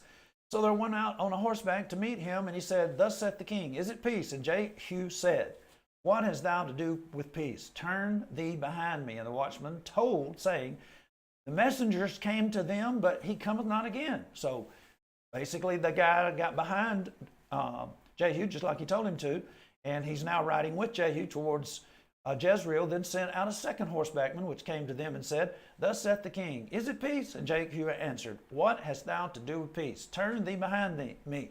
And the watchman, somebody's watching all this from Jezreel, say, he came even unto them and cometh not again. And the driving is like the driving of Jehu, the son of Nimshi, for he driveth furiously. And Joram said, make ready. And his chariot was made ready. And Joram, king of Israel, and Ahaziah, king of Judah, went out, each in his chariot. And they went out against Jehu and met him in the portion of Naboth, the Jezreelite. Now, that's the third time that we have talked about the portion or the plat of land belonging to Naboth the Jezreelite. Elijah told Ahab, this is where you're going to end up. The prophet that Elisha sent to talk to Jehu reminded Jehu that that was said and that Jehu was going to accomplish it. Now, most of you that are hearing this, you probably did not realize that Jehu heard this when Elijah said it. And now he's hearing it again from the prophet, and now he is in fact fulfilling. They met in the portion of Naboth the Jezreelite. Who did? Joram, one of the sons of Ahab. Remember what Elijah said? All of Ahab's male posterity, they're going to be killed. They're going to be wiped out, just like Baasha's was, just like Jeroboam was. This is going to be the end of a dynasty. And it came to pass when Joram saw Jehu that he said, is it peace, Jehu? And he answered, what peace so long as the whoredoms of thy mother Jezebel and her witchcrafts are so many? And Joram turned his hands and fled and said unto Ahaziah, there is treachery, O Ahaziah. Now, for the life of me, let me finish. And Jehu drew a bow with his full strength and smote Jehoram between his arms, and the arrow went out at his heart, and he sunk in his chariot. You know, these guys are fervent. And you know what? This is the kind of stuff that our bosom is filled with. My dreams are made up of this. My thoughts are made up of this. I get up in the morning and want to just imbibe more of it. And this is the kind of thing that animates gospel preachers, elders, true elders, members of the body of Christ, men and women. This animates them. People can call you a traitor if they want to, and they can call you a person who is a conspirator if they want to. But you know what? Who cares what they say? What we're talking about is getting the Lord's work done. We're talking about getting rid of sectarianism. We're talking about making it back up. And I can tell you in this town, and if you don't believe me, just come up here. There are plenty of individuals that have come at different times, other than our tent campaign. They have come at different times, had individuals that came in the dead of winter. We baptized a seminary-trained Baptist preacher in that trip. A friend of ours that is now passed, Guy Dickinson, came up here and stayed with me 2 weeks. Stayed in the RV that we keep at the tent. And we went out, we knocked doors. The brethren in Danville knocked doors. We just, that year we knocked 14,000 doors in Danville. And not just in that 2-week period, but I'm saying he helped us there. And then we were supposed to meet with Tim Whiteheart, a noted Baptist preacher in this area. Ice on the ground. We were slipping and sliding getting up there. He wasn't there. Secretary didn't know where he was. And I got a call from another Baptist preacher, seminary trained, and he basically said, I was planning on debating you, did my studies, using my strong concordance, looked at baptism everywhere it is, and he said, I am ready to be baptized. I was incorrect. He said, what I need you to do, if you can convince me that sectarianism, that denominations are sinful, then I will obey the gospel. That's the very lesson that I was going to give Tim Whiteheart, because I had been in his office and told him he was not a Christian, and it just so flabbergasted him. He said, no one has ever told me that I was not a Christian. And he said, if you can show me that, I want to see it. And so I put this lesson together and was going to show it to him and ended up showing it to the other. He obeyed the gospel, and then family members, and the work continued. That's the kind of stuff that we're talking about. You could come up here and knock on a few doors and you would find out in a hurry. Everybody in this area knows about the Church of Christ, and they know that they are actually in danger when it comes to their doctrine, and their pastors are literally scared to death. Now, you don't believe it? All I know to do is tell you to come up here or talk to people who have already been here, and they will tell you, as they went out and knocked doors everywhere, all over town, all over the county, that people knew who we were, and they definitely did not want their pastor's name. If they told a story to some of our door knockers, they would beg the door knockers not to mention their pastor's name. I can tell you the pastor that said the Santa Claus last night, but the person who told me about it pleaded with me not to say anything about that particular instance. And so I'm not telling you who it was, but I'm just saying that pastor, and I already know him anyway, he is afraid because he's lost members to the body of Christ in the past, and I'm talking about several members. And so what are we doing here? You are seeing the zeal that is coming out of Jehu as a result of something that has been in his head for several years. I don't know the exact amount of years, but I know that the time frame when Ahab was king, and now you have his son being king. Two of his sons have been king, and you also now have Ahaziah being king in Judah. And so the question is, can this affect you in the same way that it's affecting these individuals? And I would hope so. So, somebody doesn't know I'm doing TV, I don't think. Well, let's look at what happens. They have met in the same place where Elijah told Ahab that he would end up in that plot of ground that he stole from Naboth and killed him. His wife actually had him killed. 2 Kings 9:25, and then said Jehu to Bidkar, his captain, take up, cast him in the portion of the field of Naboth the Jezreelite, or remember how that when I and thou rode together after Ahab his father. See, there it is. When I began, I was telling you that somebody else was listening to what Elijah said to Ahab. You know, y'all, I'm saying this piece of information is so important to me. It is just, I'm saying literally, this month I realized that this piece of information. If you had asked me, or when I would be thinking as I was reading Elijah talking to Ahab, I was thinking that Elijah pulls up on Ahab after Ahab had just taken possession of Naboth's vineyard, and it's just like, Elijah, I might have been saying Ahab. Elijah pulls up on Ahab, and you may have visualized this, that it was just Ahab and Elijah, and it's some kind of quick thing where Elijah just kind of caught him, and then he's got to get gone because Ahab may try to kill him. No.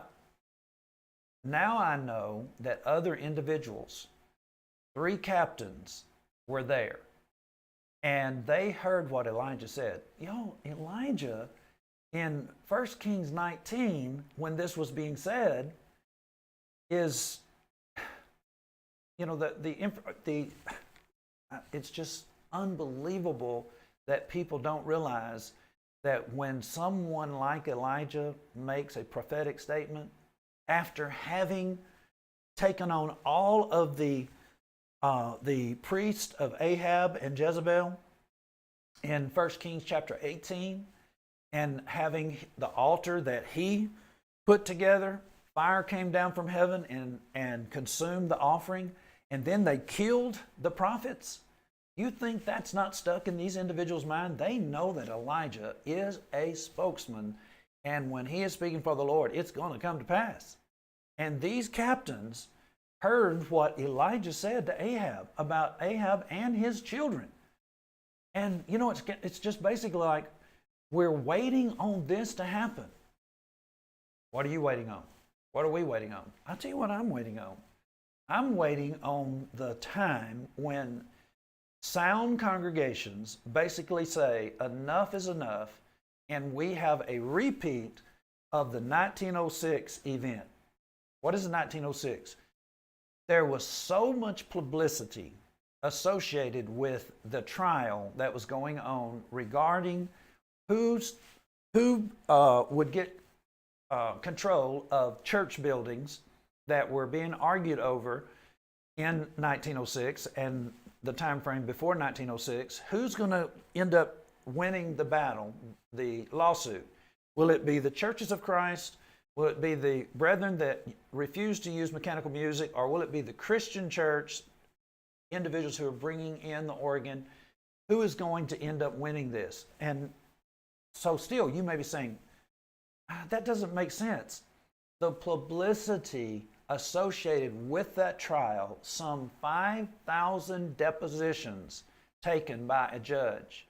The publicity was such that 1906 was a year where a census was being taken, and it was pretty much the case that the census takers, because of the publications that were going out, the publicity, they recognized there's a difference between the Christian church and the Church of Christ, and they listed them separately for the first time.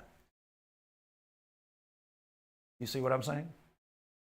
I cannot wait until brethren realize that these folk that you are continuing to harbor, who are actually weak and sympathizing with people like Pepperdine, ACU, Harding, Freed Hardeman, Oklahoma Christian, York, Crowley's Ridge. Why would you be sympathizing? Going to CYC, Christian Youth Challenge, and Winterfest, places like that, being involved in that kind of stuff, why do you not realize that you are a sympathizer with people like Pepperdine and OCU and ACU, Abilene Christian, so you'll know, Oklahoma Christian, so you'll know, these universities that are basically traitors. That's all there is to it. They are individuals who are secular in nature, and they are not helping the church. They are destroying the church, have been for years. When are you going to separate? When are you going to say? Now, in 2014, 2015, what I was showing you a while ago, where Tim actually talked about me and the preaching that I was doing in 2015, I actually was on the lectureship again, Sunday morning class, Sunday morning worship hour. Micah did the class. Caleb was also on that lectureship, and it was on the Holy Spirit, and I just did not do my lecture on the Holy Spirit. You know, people say, well, we have to be true to our lesson that we were assigned. Who in the world says such? True to your lesson that you were assigned. What if you know that one of the evangelists or one of the elders is living in adultery, and your lesson has to do with the Holy Spirit? Are you going to stay with that, or are you going to expose what's going on? And you may be thinking, who does such a thing? Listen, I was in Memphis, Tennessee at a meeting. Goebel Music was holding the meeting, and one of the elders told Goebel Music, you do not talk about marriage, divorce, and remarriage in this meeting. J.D. Bell's position was just going wild over there in Memphis, Tennessee. And that's just what the elder said. Goebel Music preached his lesson, named the elder who said, you're not going to preach on MDR, marriage, divorce, and remarriage, named his name right there and said he needed to repent. And when the lesson was over, you know who was sitting on the front seat? That elder. I saw it. It was a monumental moment in my life. And it's just, where are those preachers? Why are none of the younger crowd imitating these great individuals who stood, Thomas Warren saying that, and I could just name many, many others that were involved in such things. And what do we do with that? What are we doing about that? We actually are giving away a book entitled Arkansas Angels. Why? Because Arkansas Angels is a biographical book. I don't know exactly how many preachers are in here, how many of them. I mean, I could sit here and count them. You can see 2 pages in our index that are contained in the biographical material. 224 pages, some of the most inspiring information you'll ever read about people that were in the 30s and the 40s, and even before that, and in the 50s, and they were hacking it out, riding horseback in their wagons. There's an account in here where somebody is on the way to a gospel meeting, has his family with him, the daughter dies, they pull the wagon over, they dig a hole, they bury the daughter, and they move right on. Individuals had guns, they baptized people at gunpoint, all kinds of inspiring things. And then we've got preachers today that won't even get out of their office and confront error. They won't confront the error that's in the congregation. It's just unbelievable. And my thing is, you're hearing this stuff from me. I'm not a prophet, but I am telling you, this is where we are. We're at the point where we're literally seeing the body of Christ being taken over by individuals that would fit the description of the Christian church in 1906. Now, then said Jehu to Bidkar, his captain, take up and cast him in the portion of the field of Naboth the Jezreelite, for remember how that when I and thou rode together after Ahab his father, Jehoram is who they're talking about, throwing him over here in the field of Naboth, the Lord laid this burden upon him. Surely I have seen yesterday the blood of Naboth and the blood of his sons, saith the Lord, and I will requite thee in this plat, saith the Lord. Now therefore take and cast him into the plat of the ground according to the word of the Lord. I just don't think people have guts. I heard Jerry Moffatt one time say that someone told the preacher students, don't be saying things like guts from the pulpit. Are you kidding? What in the world? What just, it just overwhelms me, the level of sophistication, I call it sissy-prissy-ism, that is in our brotherhood pulpits. Preachers that are scared to offend anybody, and particularly one of the elders' wives. And I'm just saying, brethren may be saying, well, Johnny, have you ever worked under elderships? I have worked with elderships. And I in no way am about to stand still while an eldership is doing things that are ungodly. The reason I'm at 823 Starling Avenue right now is because I helped split the church in Collinsville because of the ungodly eldership.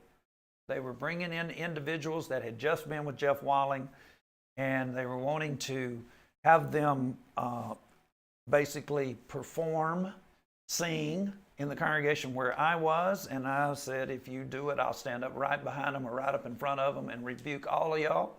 And then they said, well, can they bed down here? And I said, they're not bedding down here either. We're not bidding them Godspeed. We're not helping them at all. And you might be saying, who do you think you are? And my question is, who are you if you're not going to be involved in the same thing? Jeff Walling is a false teacher to the T. In 1990, he was basically saying, we just need to put a calf rope around all of the denominational people and just love them in, tear down the walls, people out, it's just ridiculous the things that were being said at the Tulsa workshop in those days. And people were still going to the Tulsa workshop. I have Denny Petrello in an email basically complaining about the individuals who destroyed the Tulsa workshop. Let me repeat that. I have an email that was given to me by another individual in Thailand from Denny Petrello, who was writing to that man to try to destroy my reputation. And in it, he basically compared me to the people who destroyed the Tulsa workshop. That's the kind of preacher that Denny Petrello is.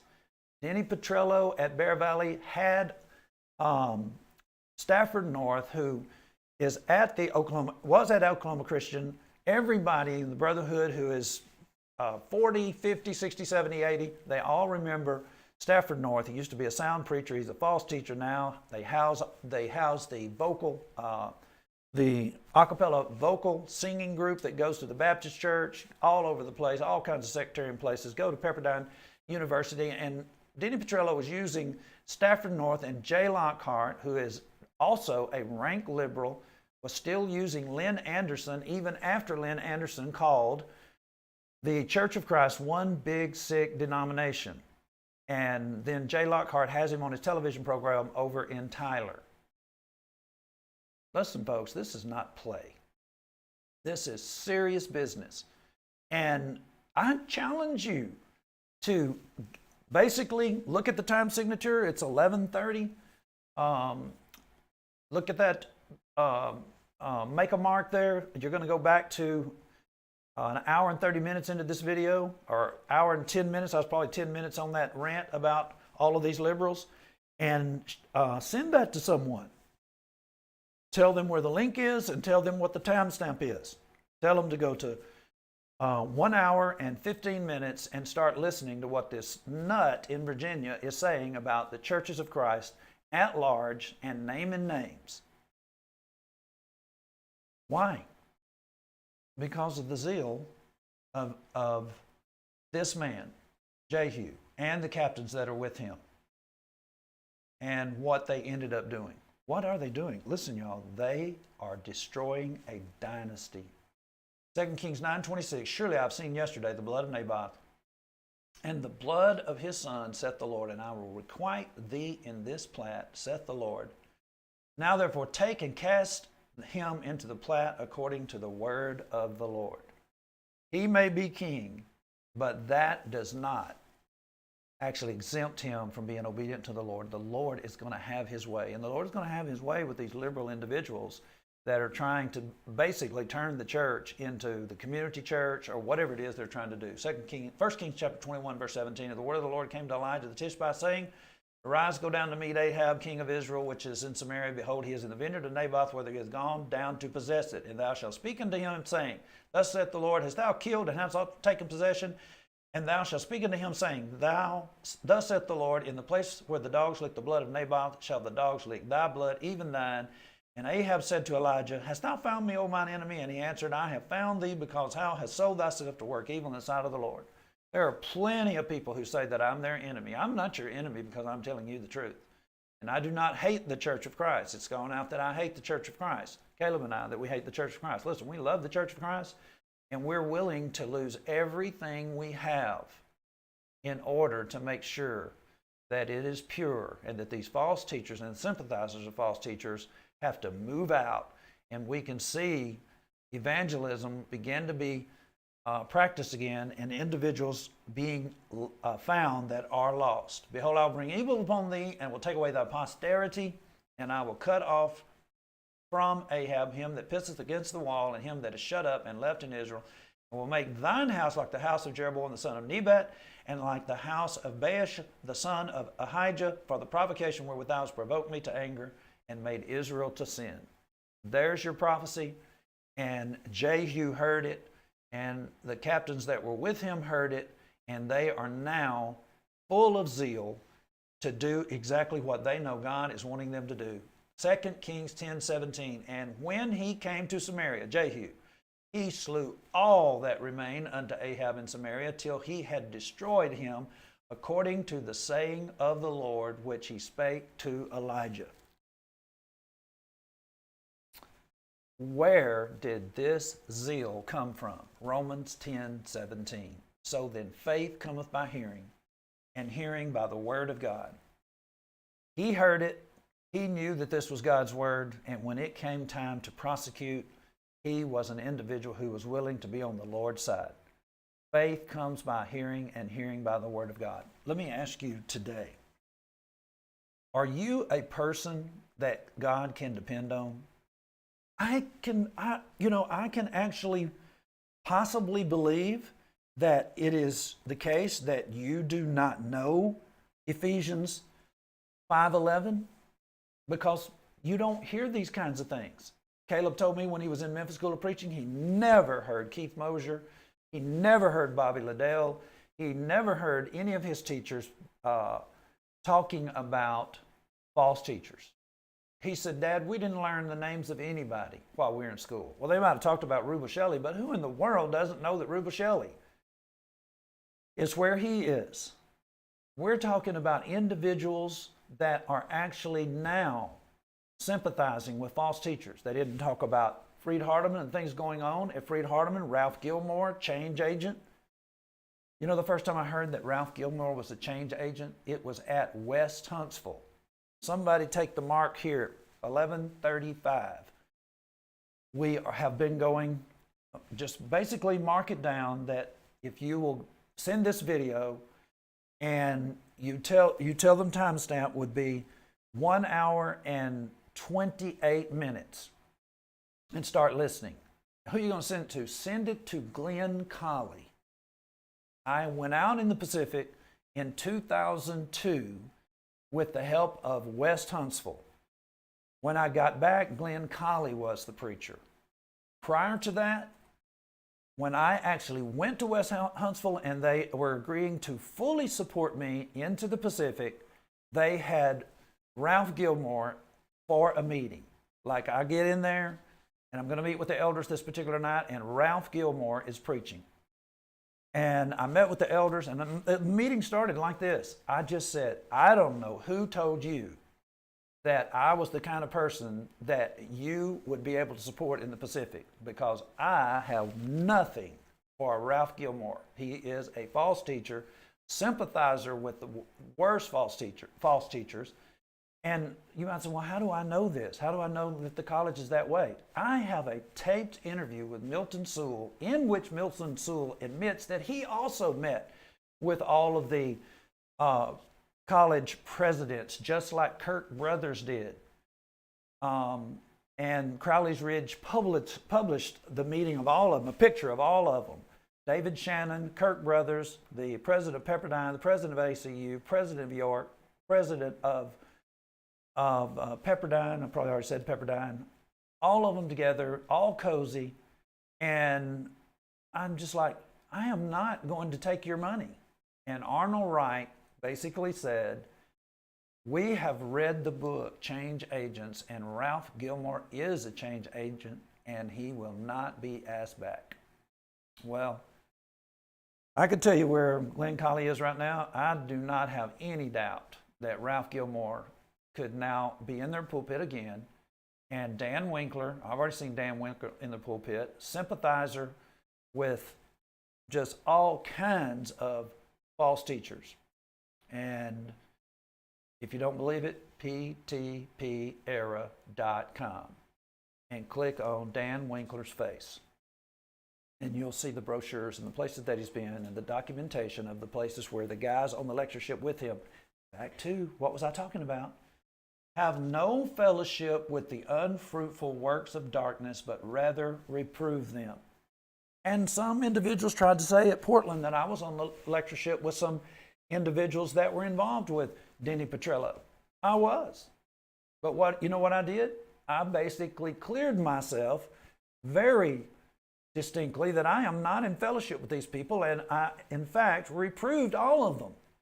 Called their names out, gave out some of the same information that we gave out on ptpera.com in a PowerPoint presentation, Sunday morning worship, people from everywhere sitting in the crowd, president of one of the colleges in Florida sitting right there listening to it, the information about Jay Lockhart and the places that he has been and the people with whom he fellowships. And basically, that's what it means. It doesn't mean you don't ever be around these individuals. Us being around them is supposed to be salt. We're supposed to be reproving them. I was told by a preacher 2 weeks ago that I was talking to him about his son, Kirk Brothers, being up in here with Pepperdine and these other colleges, and he said, we've got to be friendly with these individuals and build a relationship. What are you talking about, build a relationship? These people are presidents of so-called Christian colleges. Your tiny relationship is not going to change them, just like being friendly and letting them know that you're a great guy. You are supposed to reprove them. And can I tell you this too? Please, if you tell somebody something and you don't have the evidence, please don't mention my name, because so many individuals just simply say stuff and they don't give the proof. That's why I'm trying to get you to go to ptpera.com. What are you doing, Johnny? I'm trying to be like Jehu. I'm trying to destroy this dynasty that has actually arisen up and amongst us, and nobody seems to be fighting back. And I'm trying to tell you, don't just tell somebody did something. You have to show them proof. A guy called me from Texas the other day, and he said, I'm going to be where B.J. Clark is. And he said, I heard a show that you did, a broadcast that you did where you were talking about B.J. Clark. And he said, I would like to see that, because when I'm there, I will say something to B.J. Clark. Hey, I would have it no other way. If you don't have the evidence, then you don't need to be talking to B.J. about things that people said that he did or didn't do. That's not how you reprove somebody. That basically is just really the opposite, because people tell tales on people all the time, and another person tells the tales. You know that is really sinful. In Deuteronomy 19, it basically lays out that if you do such a thing, the judgment that you were expected to be put on that person that you were telling a false tale about, that's the judgment that you're going to receive. You're going to receive the punishment. I don't be involved in that kind of thing. Evidence is not that difficult. Well, what do you mean? Get on the website. I mean, really, truly, I shouldn't have to do this for you. Take the names of the preachers that you are associating with, that are coming in on the lectureships maybe that you attend. Just, this is how easy it is. You put their name in. Jeremy Beller, for instance, affirming the faith this year. They're going to have their, what is this? It's probably already passed. I was probably looking at the September 2022 lectureship. Jeremy Beller, Noel Whitlock. You just can type in Jeremy Beller, preacher, Church of Christ. You know what will happen? Jeremy Bellers will come up, and because you said preacher, Church of Christ, the search is going to limit itself, and you will start seeing the places that Jeremy Beller goes and has gone. 2021 or 2022, one or the other, he was at Crowley's Ridge lectureship. Who was he with? Jimmy Adcox. Jimmy Adcox has recently been on Pepperdine. I mean, are you kidding me? You're going to have Jeremy Beller on affirming the faith, a lectureship in Oklahoma, and one of the Jenkins. You want to see how this works? This is really a part of training when you get down to it.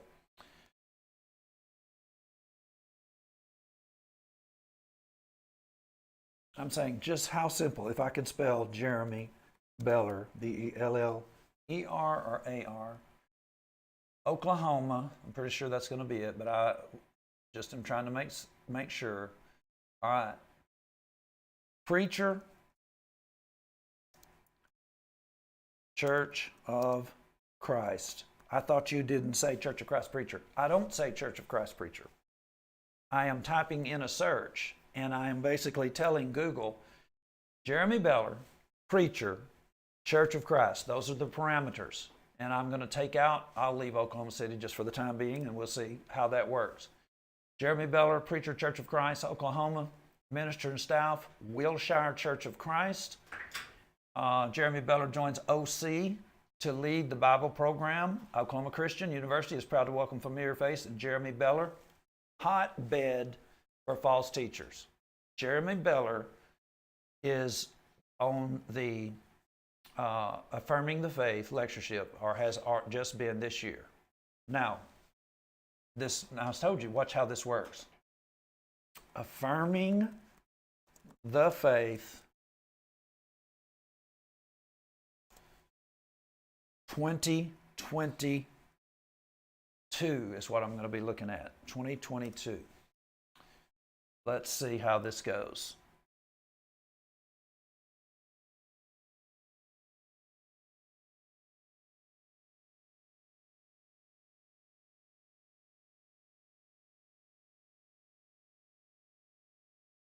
Seriously, Jack Evans Jr.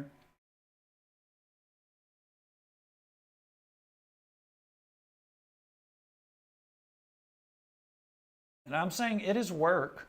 We're looking at it. Here's the schedule. Jeff Jenkins. Okay, we just established right here, we just established that Jeremy Beller is now on staff at OCU. OCU is the home of a cappella vocal band. What does that mean? Stephen Maxwell is one of the founding members of a cappella vocal group. He will be at Winterfest this year, and this coming year. And he is also the music minister at the North Atlanta Church of Christ, where Don McLaughlin preaches, and they have a piano. And Don McLaughlin's daughter is a celebrated by the North Atlanta Church woman preacher, and she was on staff at Abilene Christian. Are you kidding me? I'm saying seriously, Jeff Jenkins should be just totally barred from any sound pulpit. Why? You think that he is rebuking these individuals? We had a young lady call up Affirming the Faith, North MacArthur, and ask about Steve Higginbotham. Does Steve Higginbotham, how is he when he's at the lectureship? And the reason why is because B.J. Clark said that when he was on the Bear Valley lectures, he didn't know anybody there. He didn't know Stafford North was on the lectureship. He said he got off the plane, did his lecture, got on the plane, and he left. Is that what he teaches at the Memphis School of Preaching for fellowship? Probably. I don't know who I'm with. And so basically, and this is a recorded phone call, by the way, the person on the other end at North MacArthur said, no, Steve Higginbotham, man, he hangs around. He doesn't just do his lecture and go. No, he hangs around. He's, all up in it. Steve Higginbotham has been on this lectureship with the very same kind of people. I'm telling you, these folk that you all are using and that you're looking up to are sympathizers if they aren't outright false teachers themselves. And they are false teachers on fellowship. They basically are saying that if you're there, it doesn't mean that you're fellowshipping them. Well, then what are you doing there? Are you opposing them? Is there an in-between? Are you like meeting and greeting, as Kirk Brothers' father said? You got to build a relationship with these people. No, what you do is you teach them the truth. Well, do they change? Did I not just tell you about Global Music naming the name of that elder in Memphis? And the man repented in front of everybody? Have we forgotten how powerful the Word of God is?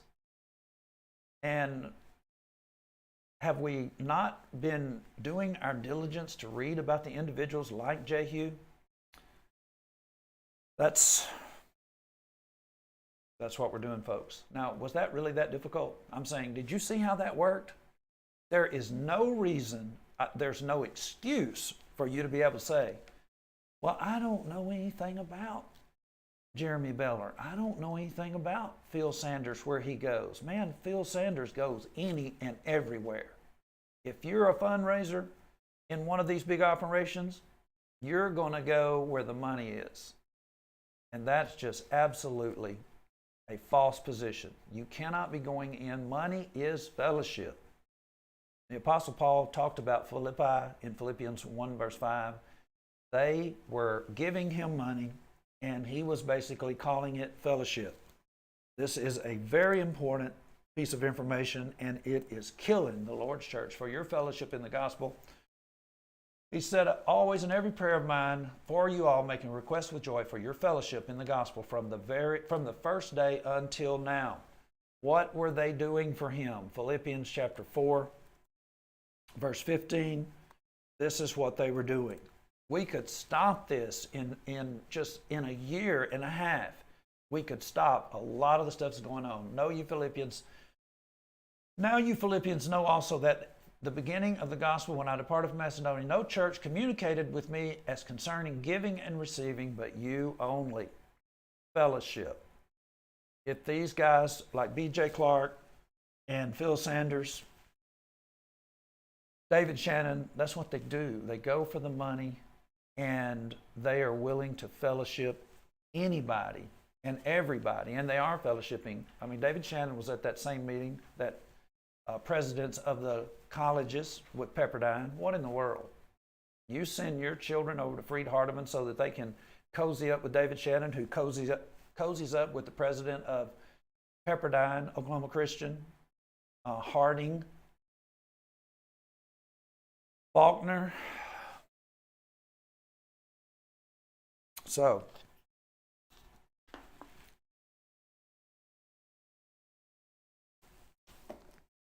what did you do this morning, Johnny?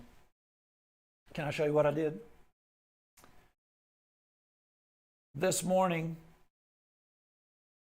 and it really wasn't for this lesson, for our school edition, it was for me.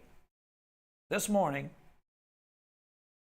while I was going over things for this broadcast, this school edition, I basically decided that I wanted to get settled, really seated in my mind, the kings that were actually involved. Now, I'm also showing you something. I took a picture of it and I sent it to my Facebook Messenger. I can take this picture and I can put it in a slide, and then basically those are my notes, and then put those scriptures in, and I basically would be able to slide my own study of the different kings that are involved in this time frame.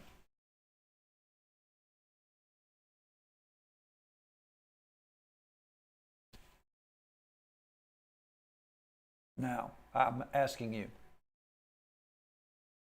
when are we going to end up being individuals who learn Kings and Chronicles like we know the book of Acts? We know the individuals. Now, excuse me, I want to tell you, going out, I went from 1 Kings 19 to 2 Kings 10, and I'm basically saying to you, when you are studying, when you're reading, you don't have to stay in, like for instance, when you're reading about Paul being arrested and you are reading the section where he's going to Rome, you don't have to spend all of the time looking up his journey in the ship. Now, I'm not telling you don't ever do it, because there's lessons. There are certainly lessons, and there are strong lessons of faith there. But you don't have to basically hold up and not get on over to Rome, which is what Paul is wanting to do and has been talking about doing forever. You don't have to study every piece of information through there. You basically read through there, or if even, and I'm just saying you've read it before, get over there and see what happened when he got to Rome. See the results of him getting the Jewish leaders together and finding out that everywhere this sect is being spoken evil against. But we haven't heard anything about you, Paul. See what I'm saying? There are certain things that you can get to. For instance, following the storyline from Elijah's statement about Ahab and Jehu having heard it, and see when it comes to pass, that's actually skipping a lot of things in between. Some of this stuff is like narration. And you can go back and do a study on the things that happen in between 1 Kings 1, 2, 3, 4, 5, 6, 7, 8. And you don't have to hold yourself to a detailed study of all that before you can actually finish the story or the account associated with the blood of Ahab and all of his children and Jezebel. You don't have to do that.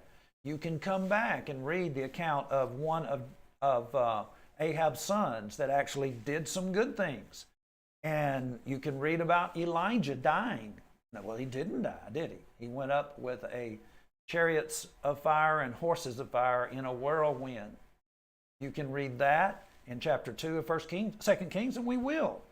And that's basically a hint or a encouragement to you in regard to how to study. But one of the things you do need to do is, if you're looking at this, you can basically see what I've done is I have made sure that I have it in my mind who is whom as far as the kings are concerned, and I want to find out where they are. You know, there's prophets named Ahijah, and there's you have to be careful. There's priests named Nadab, but there's king named Nadab. And so in 1 Kings 14 verse 20, and you have this, I mean, you're looking at it, you can pause it, you can see that Nadab, chapter 15 verse 27, and you're basically seeing what a short pedigree really of characters there are in between Elijah and Elisha and Jehu. And so I don't know if somebody's trying to text me for something that they want me to say or whatever, but I want to look at it because it might be something right before I go off the broadcast. Wow. How about that? What, man, hold on just a minute. Okay, I don't know if he wants me to say that now or not. But look at this. I'm saying to you, you have this. I'm doing the study there for you, but we're looking at 1, 2, 3, 4,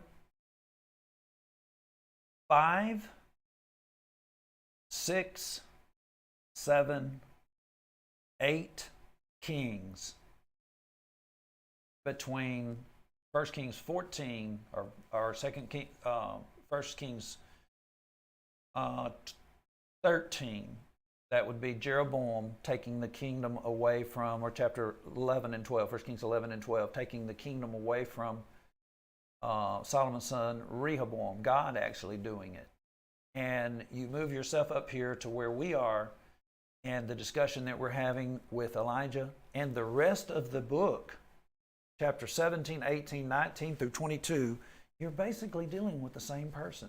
You're dealing with Ahab and his back and forth with Elijah and his back and forth with some of the kings of Judah. And it is tremendous information. And you know, one of the things to me that is just astounding is the chances that Ahab got. On more than one occasion, Elijah was sent in to talk to Ahab, and Ahab was basically given room, time, grace. Why?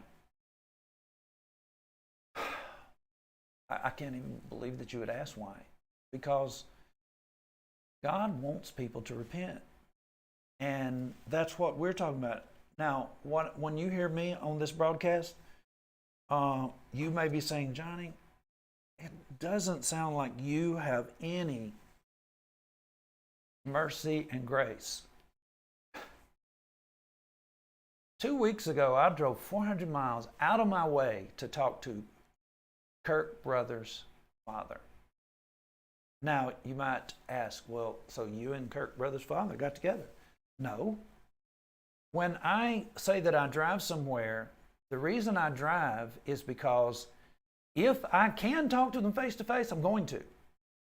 And so I will drive to their actual town and then give them a call. And in his case, he has his hands full at 74 years old with issues associated with his own family. And it was spur of the moment. And I wasn't expecting him to come out, but if he was willing to invite me over and let me show him the information that I was talking about, I'd be very happy to do so. But I talked to him on the phone. And he was very gracious. He picked up, I was talking on his answer machine. He heard what I was saying, and he picked up the phone, and we had a very, very nice conversation. And I'm not downing him to you. I am just saying that's the discussion that we had. And he was gracious to me. And that's my MO, is I am trying to help these folk. Do I need to build a relationship with him? No. Does he need to know that I'm the kind of person that would drive 400 miles out of my way? Yes. Because everybody says that I'm not that way. And somebody actually said that I owed him that. And because I care about that person, I went ahead and did it. Even though I don't owe anybody who is on public record doing the things they do, I do not owe them a personal visit. But if it's within my ability, I am willing to do it because their souls are important. So there are people that are listening to me right now, and they will tell you that I have made a 1,000-mile trip to talk to them about themselves and or some of their relatives and try to encourage them, and then turn around and went right back on the same weekend and preached that Sunday. Caleb also. So as we talk about this, nobody wants to be Jehu in the sense of just going around just killing people. But Jehu knew that this was God's plan and it needed to take place. So today, you're with me on What Does the Bible Say? I appreciate you for being with me. Tell someone about our school. If you know a young person, a young man, middle-aged man, whatever it is the case, and he wants to go to school, you do not have to go to these so-called preaching schools that are turning out men that just don't stand for anything. You can be involved in this kind of schooling, and I can put you in contact with some very, very sound, strong, unbelievably brave and courageous individuals who have learned through What Does the Bible Say? And not What Does the Bible Say school. We just started school in 2020, right in the middle of the pandemic, and we've been going ever since. Thank you for being with me today. God bless you. Always ask for it. Watch me tonight at 9 p.m., Lord willing. Always ask for it. What does the Bible say?